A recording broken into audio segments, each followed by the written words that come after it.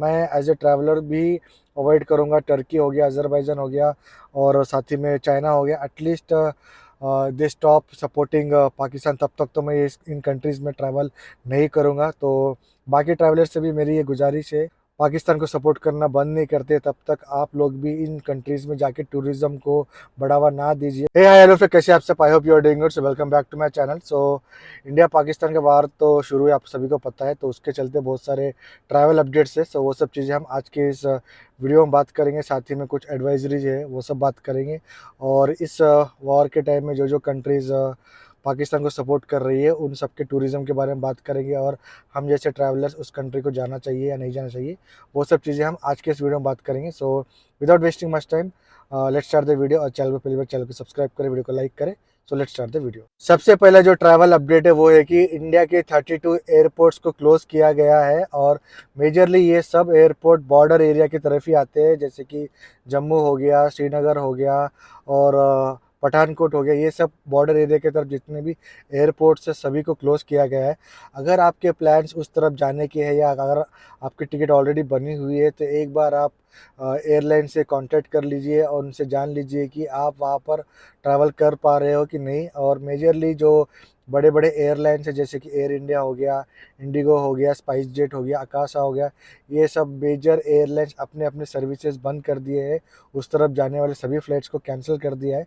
सो सबसे पहले जब आप ट्रैवल करने वाले हो तो ये जान लीजिए कि आपकी फ़्लाइट वहाँ जा रही है कि नहीं। और साथ ही में अगर आपका फ्यूचर प्लान है 2 या 3 हफ्ते के बाद, उसे भी पोस्टपोन कर दिया, बिकॉज़ एटलीस्ट 2-3 हफ्ते तक तो वहाँ पर उस एरिया की तरफ जाओ मत, क्योंकि मई 15 तक तो एयरपोर्ट्स बंद ही है, बट उसके बाद भी और एक्सटेंड हो सकता है। और अगर आपने फ्यूचर प्लान्स है तो वो भी कैंसिल कर ले, बिकॉज़ वहाँ जाने के बाद कब क्या हो जाएगा किसी को पता नहीं है। तो जब तक ये सिचुएशन नॉर्मल होता नहीं इंडिया पाकिस्तान का, तब तक आप उस साइड जाने की कोशिश ना करें और ये सब चीज़ों से आप अवॉइड कीजिए। और कभी भी अगर आप कहीं जा रहे हो तो पहले सबसे पहले एयरलाइन से बात कर लो और के हिसाब से ही आप अपने ट्रैवल्स प्लान्स को आगे बढ़ाइए। सेकेंड जो अपडेट है वो है कि इंडिया के पूरे एयरपोर्ट्स पर हाई अलर्ट है। सो इसीलिए आप अगर वहाँ पर जाओगे तो आपको थरोली चेक किया जाएगा, आपके साथ जितना भी लगेज वगैरह सभी को चेक किया जाएगा।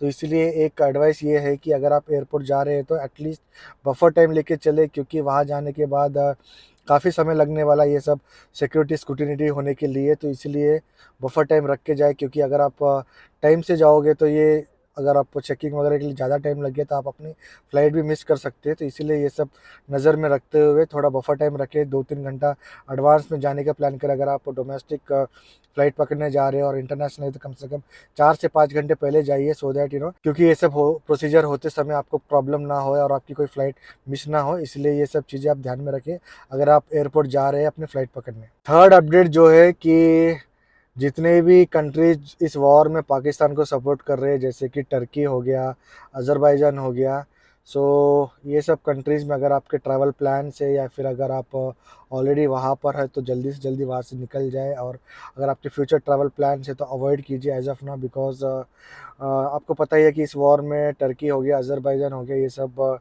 पाकिस्तान को सपोर्ट कर रहे हैं। तो इस सब से क्या होने वाला है कि आगे चल के शायद इंडिया की तरफ से सैंक्शंस हो सकते हैं टर्की और अज़रबैजान पे। तो अगर आप वहाँ पर ऑलरेडी स्टक हो वहाँ पर तो प्रॉब्लम हो सकती है कि इमीडिएट अगर इफ़ेक्ट हो गया तो आपको वहाँ से निकलना जल्दी से जल्दी मुश्किल हो जाएगा। अगर आप डायरेक्ट फ़्लाइट्स वगैरह हो गया अगर बंद हो गई तो फिर आपको दूसरी कंट्री से होते हुए आपको इंडिया आना पड़ेगा। तो ये सब चीज़ें आपको मतलब प्रॉब्लम में डाल सकती है। तो easily as of now Turkey और अज़रबैजान जैसी कंट्रीज़ को अवॉइड कीजिए। और साथ ही में फ्यूचर में भी सोचिए एक बार, अगर आपको टर्की और अज़रबैजान जैसे कंट्रीज़ में जाना है, साथ ही में चाइना भी एक कंट्री हो गया जो फुल्ली सपोर्ट कर रहा है पाकिस्तान को, बिकॉज़ लास्ट ईयर करीबन 3.5 लाख लोग टर्की गए थे और 2023 में करीबन 2.75 लैक्स लोग टर्की गए थे। तो देखिए कि हम टूरिज़्म कितना वहाँ पर हम इंडियंस की तरफ से हो रहा है, और वही इनडायरेक्टली वही पैसा कहीं ना कहीं थ्रू पाकिस्तान टेररिज्म को ही जा रहा है। तो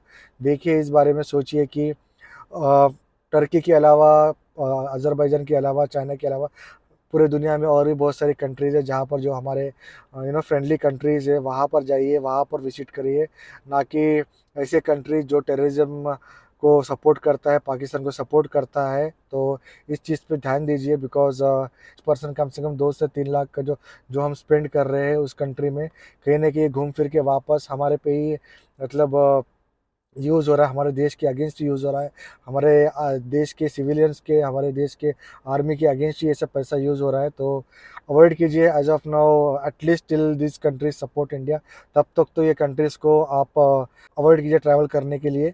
और मैं एज़ ए ट्रैवलर भी अवॉइड करूँगा, टर्की हो गया, अज़रबैजान हो गया और साथ ही में चाइना हो गया। At least they stop supporting Pakistan, तब तक तो मैं इन कंट्रीज़ में ट्रैवल नहीं करूँगा। तो बाकी ट्रैवलर से भी मेरी ये गुजारिश है कि जब तक जो भी कंट्रीज़ जैसे कि मैंने बताया अभी, ये सब कंट्रीज़ अगर पाकिस्तान को सपोर्ट करना बंद नहीं करते, तब तक आप लोग भी इन कंट्रीज़ में जाके टूरिज़्म को बढ़ावा ना दीजिए बिकॉज़ इन कहीं न कहीं इनडायरेक्टली आप अपने लोगों को मारने के लिए पैसा उनको दे रहे हैं। तो प्लीज़ ये सब चीज़ें देख के प्लान करें। अगर आप आगे चल के फ्यूचर में इन सब कंट्रीज़ में अगर जा रहे हैं तो एक बार ज़रूर सोचें आप। बहुत से ट्रैवल एजेंट्स हैं जो अपने सर्विसेज ये सब कंट्रीज़ के लिए बंद कर रही है, ऑलरेडी बंद कर चुकी है और हम ट्रैवलर भी ये सब चीज़ें मतलब बॉयकॉट करना चाहिए जो कंट्रीज़ पाकिस्तान को सपोर्ट कर रही है।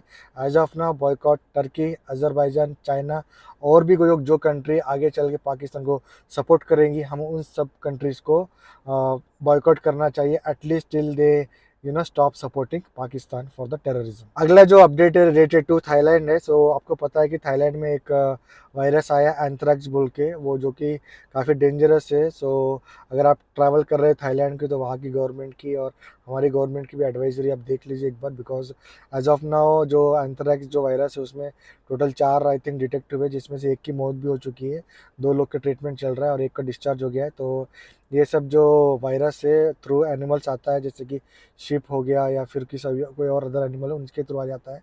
उनकी तो इंस्टेंट मौत हो जाती है बट ये ट्रांसमिट होता है वो मीट या ब्लड द्वारा to human. So avoid going to places जहाँ पर ये वायरस है। तो थाईलैंड की जो कंट्री है उनकी एडवाइजरी ज़रूर देखिए आप एक बार थाईलैंड कंट्री ट्रैवल करने से पहले। और एक लास्ट अपडेट ये है कि शेंगन वीज़ा के लिए काफ़ी लोगों में इंटरेस्ट बढ़ चुका है। पिछले समर के मुकाबले इस समर में 29% का हाइक हुआ है, जहाँ पर मतलब 29% लोग इंटरेस्ट दिखा रहे हैं शेंगन वीज़ा की एप्लीकेशन अप्लाई करने के लिए।